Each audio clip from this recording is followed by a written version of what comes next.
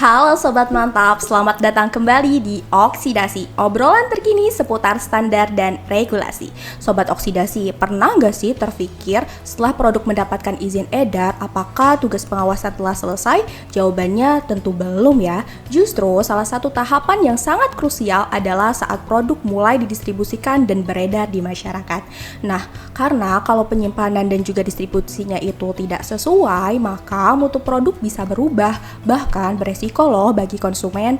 Nah, di episode Oksidasi kali ini kita akan ngobrol santai nih tentang bagaimana sih ketentuan distribusi serta apa saja sih hal yang wajib dipenuhi oleh sarana distribusi berdasarkan Perbepom nomor 16 tahun 2023. Bersama saya Zahara dan saya sudah ditemani oleh narasumber kita yaitu Bulis. Halo Bulis. Halo Mbak Zahara. Halo Sobat Oksidasi.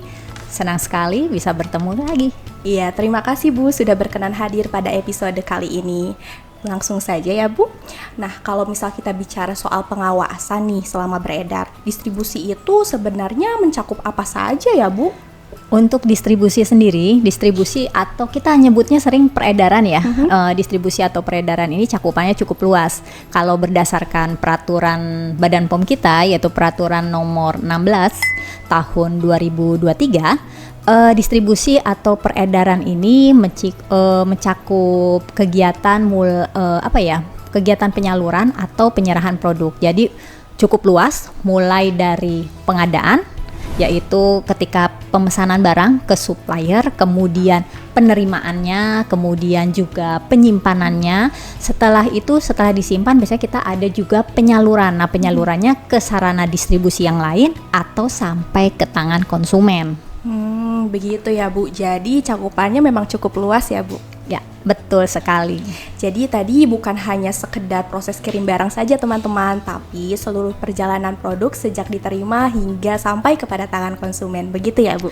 Betul. Jadi perjalanan produk mulai dari pengadaan sampai ke tangan konsumen semuanya itu harus terkontrol dengan baik.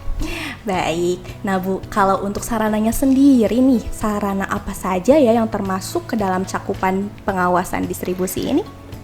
Untuk sarana distribusi terutama yang diawasi oleh Badan POM ya, ada beberapa, yaitu yang pertama itu adalah PBF atau pedagang besar farmasi, kemudian juga PBOT, pedagang besar obat tradisional, kemudian juga fasilitas pelayanan kesehatan, fasilitas pelayanan kefarmasian, dan juga yang terakhir adalah pengecer. Nah, pengecer ini juga banyak nih, ada toko obat, kemudian juga toko obatnya bisa yang di pinggir jalan atau toko obat bahkan yang di dalam pasar ya.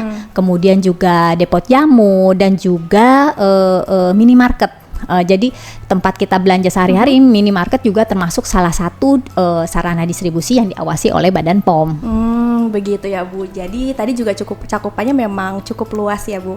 Mulai dari distributor besar sampai pada fasilitas yang memang bersentuhan langsung nih dengan masyarakat. Begitu ya Bu? Ya, betul sekali. Jadi semua yang bersentuhan langsung dengan masyarakat, termasuk juga yang distribusi online ya, yang daring via e-commerce itu diawasi oleh Badan POM. Tapi khusus pengawasan untuk daring itu kita ada peraturannya tersendiri. Nah, itu nanti kita akan bahas di lain waktu di sesi-sesi tersendiri ya. Iya, baik Bu.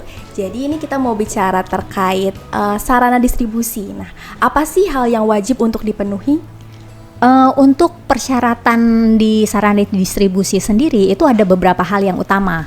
Yang pertama tentunya ya dokumen administrasi perizinan. Jadi setiap sarana distributor itu harus mempunyai standar perizinan berusaha mirip ya seperti sejenis NIB seperti itu ya. Kemudian yang kedua tentunya fasilitas distribusi itu wajib memiliki dokumen teknis perizinan. Dokumen teknis, bukan perizinan, tapi dokumen teknis kegiatan usaha. Nah, di sarana distribusi itu harus ada prosedur dan catatan. Jangan lupa nih, harus ada prosedur dan catatan. Itu yang paling penting ya, yang biasanya menjadi bagian yang diawasi oleh Badan POM. Yaitu apa sih prosedur dan catatan apa? Itu prosedur dan catatan pengadaan. Pengadaan itu ya pemesanan barang ke suppliernya. Kemudian juga kartu stok. Kartu stok itu catatan persediaan. penjualan. Jadi berapa barang yang masuk, kemudian juga berapa barang yang keluar, kemudian tidak lupa juga catatan monitoring suhu ruangan penyimpanan, kemudian juga prosedur dan catatan pembersihan ruangan, dan yang terakhir adalah catatan distribusi produk. Maksud catatan distribusi produk ini adalah barang yang kita miliki itu nanti didistribusikan kemana saja, ke fasilitas distributor yang mana saja, atau ke konsumen yang mana. Gitu, Mbak Jar. Iya, mudah-mudahan cukup jelas ya. Iya, jelas sekali ya teman-teman. Jadi tadi semua pergerakan produk memang harus terdokumentasikan begitu ya Bu? Betul. Jadi semua dokumen yang diminta untuk disiapkan oleh Badan POM itu nggak jauh-jauh pentingnya untuk ketelusuran produk. Jadi nanti kalau ada, ya mudah-mudahan nggak terjadi ya, apabila misalnya ada suatu kejadian, jadi mudah menelusuri, baik ditelusuri oleh Badan POM dan juga bisa juga sebagai bukti bagi pelaku usaha bahwa produknya itu didistribusikan kemana saja. Jadi jelas ya. Oke, baik. Tadi kan kita sudah bicara terkait dokumen ya Bu. Nah, kalau misal dari cara nih atau fasilitas penyimpanan, apakah ada pengaturannya juga Bu? Iya, tentunya iya. Untuk penyimpanan itu menjadi salah satu faktor yang krusial ya untuk untuk menjamin mutu produk. Nah, untuk penyimpanannya, terutama yang perlu diperhatikan adalah bahwa produk yang kita simpan itu harus diletakkan atau disimpan pada suhu yang tepat sesuai dengan yang ada di dalam label atau penandaan produk. Jadi jangan sampai nih produknya harus disimpan di suhu misalnya 30, ternyata kita simpan di luar ruangan yang suhunya mungkin mencapai 33. Nah, itu nanti bisa cepat rusak. Kemudian juga ada beberapa hal yang harus diperhatikan di fasilitas penyimpanan. Yang pertama, barang tersebut harus disimpan di tempat yang memadai. Dia nggak boleh menyentuh lantai ataupun menyentuh dinding. Kenapa? Supaya memudahkan pembersihan. Jadi untuk menjamin bahwa produk yang disimpan itu dalam kondisi bersih, tidak berdebu dan lain sebagainya. Kemudian juga tempatnya harus kering, nggak boleh lembab, tidak panas, tadi itu tidak disimpan di luar ruangan, kemudian terlindung dari sinar matahari langsung, dan tentunya ada area khusus. Area khusus ini di sini maksudnya adalah untuk menyimpan produk-produk yang kira-kira memang sudah reject atau misalnya ditolak atau rusak kadaluarsa, itu disimpan di tempat atau ruangan tersendiri gitu, Mbak Jahara. Baik, berarti tadi untuk pengelolaan gudang ini memang sangat menentukan mutu produk ya Bu. Karena kan kalau misal kondisi penyimpanannya itu tidak sesuai nih, maka produk bisa mengalami penurunan mutu, begitu ya Bu? Betul, kalau misalnya produk tidak disimpan sesuai dengan kondisi penyimpanan yang baik, nanti produknya bisa cepat rusak.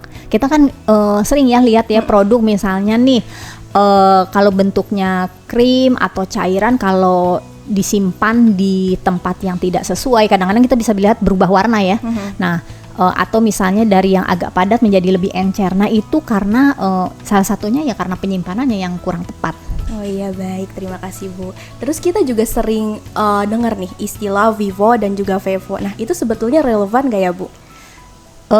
Vivo, Vevo sangat relevan sekali di dalam penyimpanan produk ya. Kalau untuk jadi kalau untuk Vivo itu kan first in, first out. Artinya produk yang masuk ke dalam gudang harus kita keluarkan terlebih dahulu. Kemudian kalau Vevo, first expire, first out. Jadi kalau yang ketika barang itu datang, kita lihat nih expire-nya. Kalau expire-nya lebih dulu, ya kita taruh di depan. Jadi dengan harapan nanti yang expire-nya lebih awal kita keluarkan terlebih dahulu. Begitu ya Bu. Jadi tadi tujuannya untuk mencegah produk kadaluarsa tetap beredar ya? Ya, betul sekali. Nah, itu prinsip ya, kalau untuk Vivo dan Vevo ini adalah prinsip di dalam penyimpanan produk. Baik, Bu Lis. Kemudian di sini terkait konsekuensinya nih. Kalau misal sarananya tidak memenuhi persyaratan, apa sih konsekuensinya, Bu? Konsekuensi untuk sarana yang tidak memenuhi persyaratan. Sebenarnya banyak ya, ada beberapa macam, tapi konsekuensinya itu tentunya tergantung nih dari tingkat pelanggaran yang dilakukan oleh pelaku usaha. Tapi pada umumnya kalau untuk pengawasan di Badan POM, khususnya untuk produk-produk yang memang legal, pelanggarannya pada umumnya adalah sanksi administratif. Sanksi administratif itu berupa peringatan tertulis tentunya ya, peringatan tertulis, kemudian bisa juga penarikan produk, atau bahkan mungkin kalau rusak pemusnahan produk. Kemudian kalau misalnya pelanggarannya agak berat, bisa sampai ke penghentian sementara kegiatan atau bisa sampai ke pencabutan izin edar produk. Begitu ya Bu. Nah, betul. Sobat oksidasi nih, dari obrolan kita hari ini terlihat ya bahwa distribusi itu memang memegang peranan yang sangat krusial dalam memastikan bahwa produk tetap aman dan juga bermutu saat sampai kepada tangan konsumen. Nah, sebelum kita mengakhiri episode kali ini, kalau boleh dirangkum nih Bu, apa sih pesan utama dari oksidasi kali ini? Untuk pesan utama yang perlu diingat, jadi distribusi atau peredaran produk ini, ingat, tidak sekedar hanya memindahkan produk, ya, hanya memindahkan produk dari gudang ke konsumen, tapi pelaku usaha distributor ini harus menjamin dan memastikan bahwa produk yang didistribusikan memiliki legalitas yang sesuai dengan ketentuan Badan POM, keamanannya terjamin, dan tentunya mutunya terjamin. Dan ini semua agar produknya itu tetap terjaga sampai ke tangan konsumen, Mbak Jahara. Oh iya, baik. Begitu ya teman-teman oksidasi. Semoga obrolan kita hari ini bisa menambah wawasan nih bahwa setiap tahapan distribusi itu memang memiliki peran yang sangat penting. Terima kasih Bu Lis atas insight-nya. Terima kasih juga kepada teman-teman oksidasi yang sudah menyimak. Sampai jumpa di episode berikutnya. Dadah. Sampai jumpa, sampai ketemu lagi.